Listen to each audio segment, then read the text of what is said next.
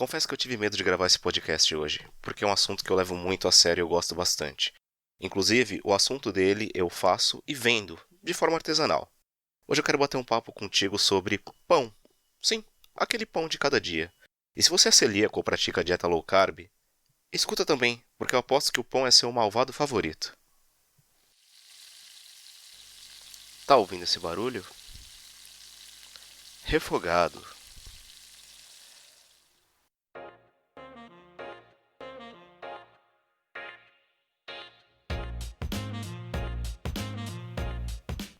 Nesse episódio específico eu vou usar poucas informações históricas e mais histórias sentimentais, porque tem muito que falar sobre pão. E eu acho que uma visão mais emocional é interessante para esse podcast. E haverão outros episódios. No mais, já fica a recomendação do terceiro episódio da série Cooked, baseada no livro de Michael Pollan. Não li, e ela se divide nos 4 elementos. E acho que o terceiro episódio é o que fala sobre pão, sobre o elemento ar, e o quanto é importante para a cozinha. Mas para me manter nos trilhos, o pão fermentado como o conhecemos surgiu no Egito, quando, de vagabundagem, alguém fez um mingau com farinha e abandonou na sorte em algum lugar escuro e com condições específicas de umidade e temperatura. Alguns fungos específicos entraram em contato com essa mistura, se alimentando da farinha úmida e soltando gases, e com isso fazendo com que esse mingau crescesse.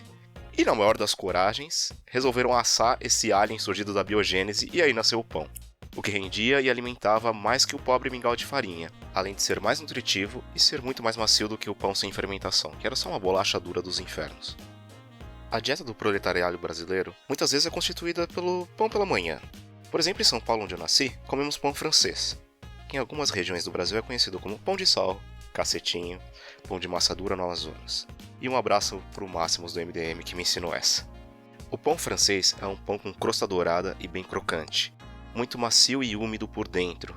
E a sensação de comprar um pão fresquinho pela manhã, passar a manteiga nele, ver a manteiga derretendo, você apertando ele, mordendo, é a melhor coisa do mundo. A textura crocante do pão francês com miolo macio, o barulho que faz ao comer, tudo isso faz que esse pão seja um dos meus preferidos.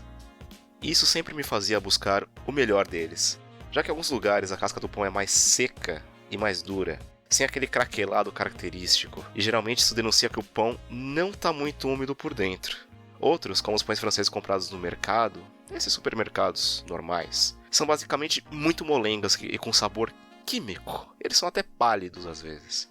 Isso me lembra que na minha infância, quando o pão francês era vendido a 5 centavos por unidade, pelo menos no meu bairro, havia uma variação de 2 centavos para cima ou para baixo, dependendo da concorrência. E eu e meus irmãos disputávamos para ver quem iria comprar pão cedinho. Eu, o menor deles, quase sempre perdia essa disputa e ia comprar.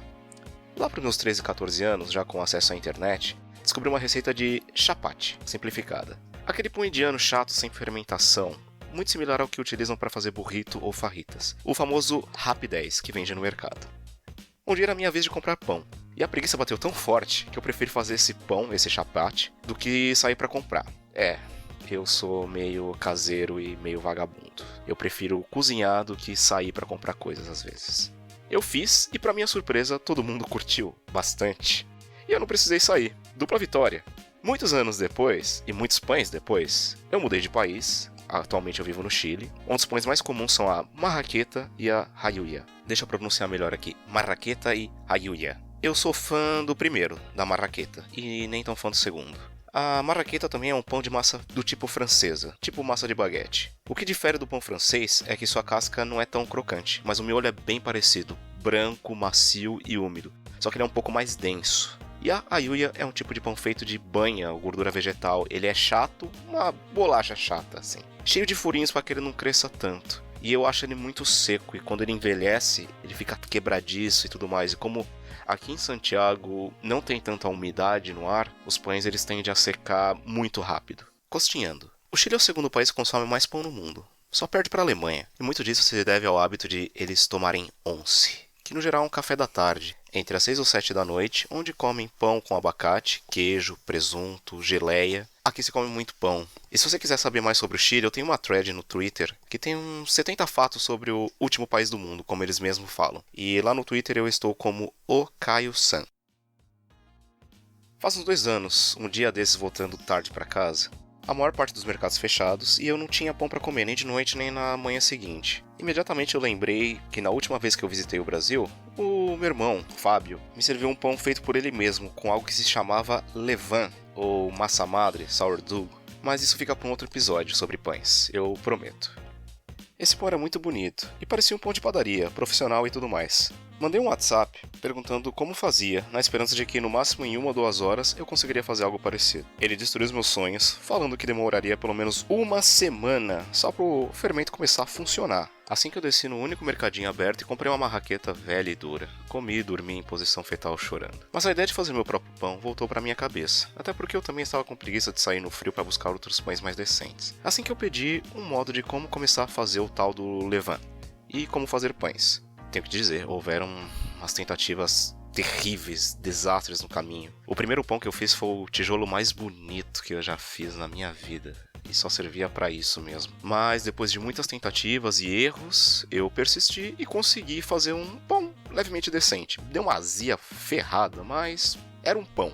E eu fui desenvolvendo aos poucos a arte de fazer pães e vendo receitas, vendo tipos de sova, tipos de dobra e tudo mais. Só que isso eu explico depois num podcast futuro sobre massa madre, ou levain, ou sourdough. Esse é meu filho, ele também é fã de pão pelo jeito. Outra história que eu lembro é algo como uma tradição familiar. Sempre que um de nós voltava de viagem, ou se um de nós passássemos em alguma estrada nas imediações de São Paulo, era quase uma obrigação passar na rede de lojas Frango Assado e comprar o famoso pão de semolina gigantesco e comermos pela tarde. É sério, o pão deve chegar a uns 70 centímetros de largura facilmente.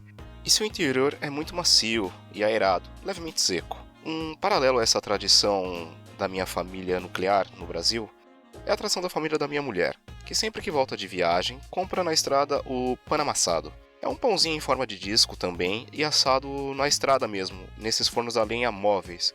Esse que se faz com um barril de metal e você o envolve com tijolos e tudo mais, para que aguente o calor. Esse pão é muito gostoso quando ele tá novo, e ele é uma pedra quando ele tá velho. O pão é um dos alimentos mais versáteis que há na cozinha. Até quando ele tá velho e duro, podemos fazer farinha de rosca, torradas ou croutons, aquelas torradinhas frescas francesas, para colocar em sopa. Podemos recheá-lo com qualquer coisa. Podemos fazer um creme à base de alho para botar na churrasqueira. Podemos consagrar um pedaço de pão para colocar no recipiente onde se armazena algum alimento ao qual você não quer que acabe. Na verdade, não podemos. Isso quem fez foi um padre conhecido de minha avó. Ele fazia isso. Ele consagrava metade de um pão francês e dava para as pessoas. E a minha avó colocava no pote que ela guardava arroz. Já a minha mãe colocou no pote de açúcar. Prioridades. Aliás, o pão é tão sagrado que na Igreja Católica a hóstia, um pãozinho chato sem fermento, é consagrado como o corpo de Cristo ou como uma oferenda sem sacrifício, sem derramamento de sangue. O pão é algo que para mim e para minha família significam tradição. Não em uma receita tradicional ou um pão específico, mas no ambiente em volta do pão. Na reunião que ele gera, seja através do seu sabor, do seu calor, eu posso dizer que amo o pão. E você? Tem história sobre pão também? Então, até mais, pessoal. Até semana que vem. E se você tiver alguma história sobre pão, vai lá no Twitter me contar, a gente bate um papo e tudo mais. E tchau, tchau.